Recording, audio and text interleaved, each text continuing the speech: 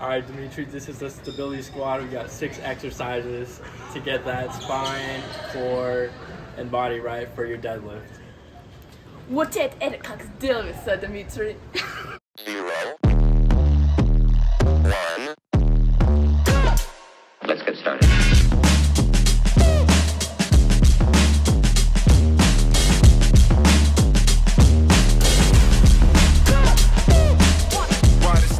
Our first exercise is med ball rotational throws. So this is a really great exercise because it controls rotational power and trunk stability.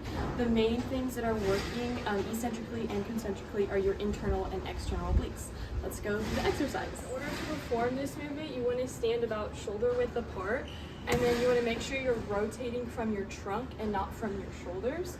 And then when you release the ball, make sure you're staying upright and you're not collapsing or hyperextending your back. During the loading, the obliques closer to the wall lengthen eccentrically to store energy, and the opposite side contracts concentrically to rotate away from the wall. In the throw phase, this reverses. The rectus abdominis contracts isometrically, bracing to maintain lumbar flexion and prevent the spine from hyperextending. Other stabilizers include the transverse abdominis, multifidus, erector spinae, and quadratus lumborum, which act isometrically to resist lumbar extension and lateral flexion. Next up is farmer's carries. This is an important movement because it's anti-movement. It prevents any flexions in any direction.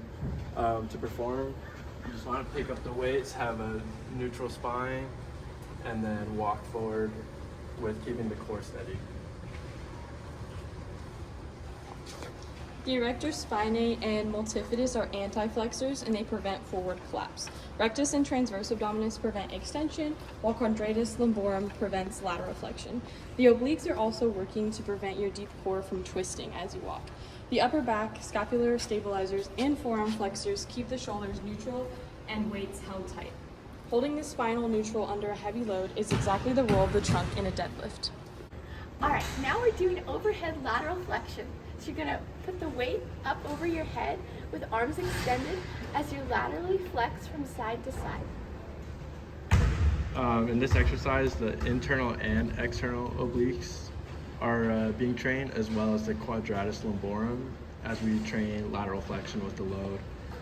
You want to make sure to control the weight on both the eccentric and the concentric, and then you can progress this exercise by adding more weight. The next exercise is the good morning. You want to be sitting on a bench or a box with your feet about hip width apart on the ground. You can do this with just your body weight, or you can use a dumbbell or kettlebell in front, or a barbell behind your back. Yeah.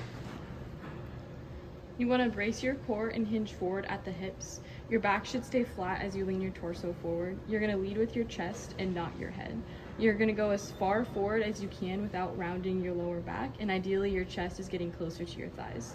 Exhale and reverse the movement, driving your chest up and pulling your torso back to the upright position using your erector spinae and glutes. The erector spinae are the main agonists, and the rectus abdominis stabilize the core.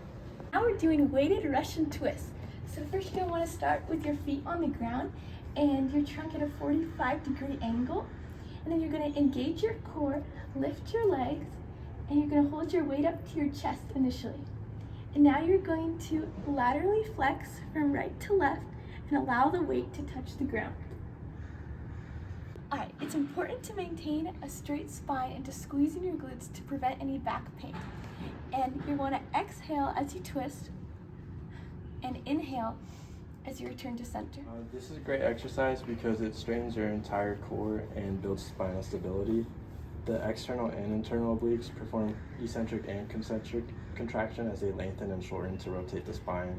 The twisting movement also builds isometric core strength in the rectus abdominis as it maintains lumbar flexion and supports the spine. The transverse abdominis is targeted as well, as it holds the abdomen flat and draws it inward, acting as a core stabilizer along with the hip flexors. The erector spinae muscles work to keep the spine straight and allows the abdominal muscles to more efficiently flatten and hold the pelvis up. Okay, so next we're gonna do dead bugs. So you're gonna start by laying down on the mat, supine, and then you're gonna bring your legs up to tabletop, and then your arms extend overhead, and then you're gonna slowly extend opposite arm and opposite leg while bracing your core and staying tight, and then return back to neutral, and then do it again, and then just keep going reverse with opposite arm, opposite leg. And this exercises the deep transverse abdominis as it flexes isometrically to pull the abdomen inward. The erector spinae muscles also contract isometrically to resist extension or arching of the back, which stabilizes the spine. Bilaterally, the external and internal obliques perform concentric lumbar flexion. The rectus abdominis is an agonist to the obliques, performing lumbar flexion and controlling the tilt of the pelvis.